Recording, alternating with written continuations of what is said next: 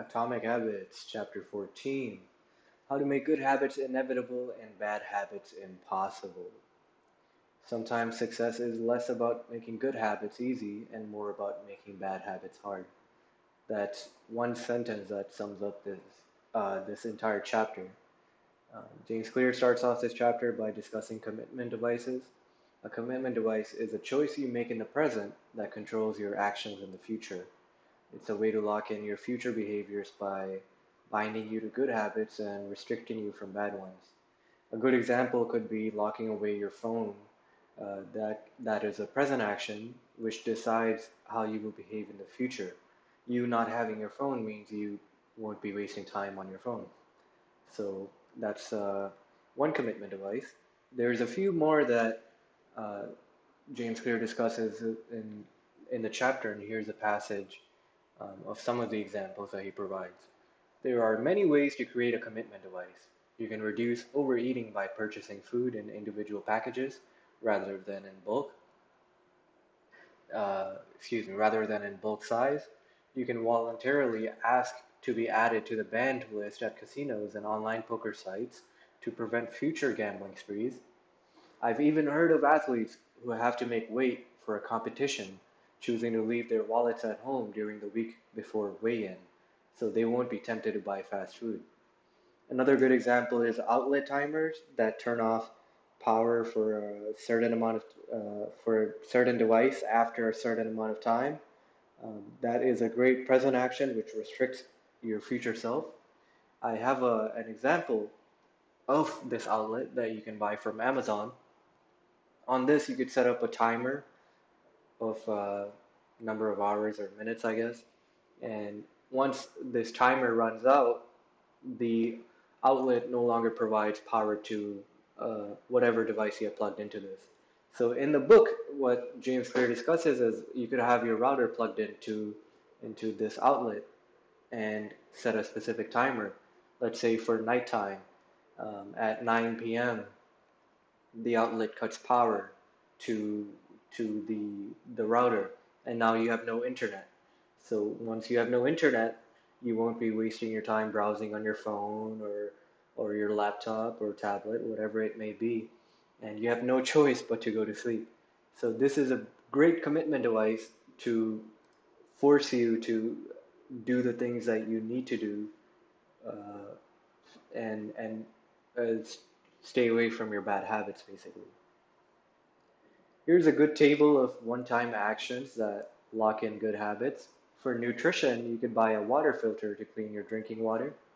You could use smaller plates to reduce caloric intake. For sleep, you could buy a good mattress, get blackout curtains, and remove your television from your bedroom.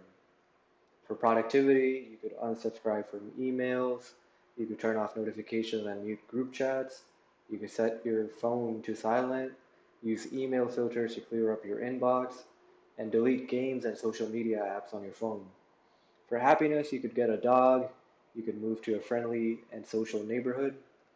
For general health, you could get vaccinated, buy good shoes to avoid back pain, buy a supportive chair or standing desk.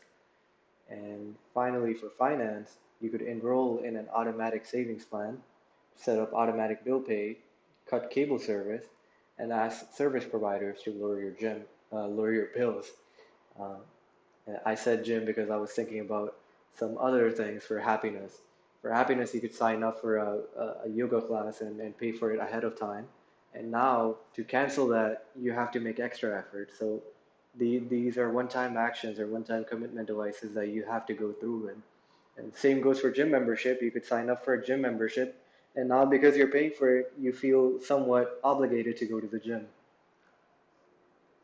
When you learn to automate as much of your life as possible, you can finally start focusing on tasks that machines can't do or can't do yet. As mathematician and philosopher Alfred North Whitehead wrote, civilization advances by extending the number of operations we can perform without thinking about them. That's basically it for this chapter. It was a very short chapter, but of course, as always, it's packed with really good information and wisdom. The main focus was commitment devices, and I would encourage you to implement some commitment devices in your life. I've given some examples of, like here, the outlet timers. A way to locking away your phone could be getting one of those devices that I showed in the previous video, which is a timed lockbox. I could probably search it up again. Time, time lock. Oops, time lockbox.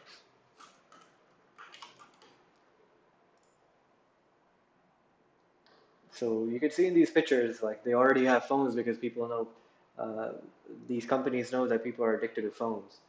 So with something like this, you could lock your phone away in a tiny lockbox and set a timer. Could be 2 hours, could be 2 days, 2 months, whatever, right? But the whole point is that during that session, you can't access your phone. And I would recommend getting something like this, which is not transparent, so you can't even see your phone. Out of sight, out of mind, right? So, and of course, a video game controller, you could lock anything in there, Nintendo Switch, and here some people have locked away candy.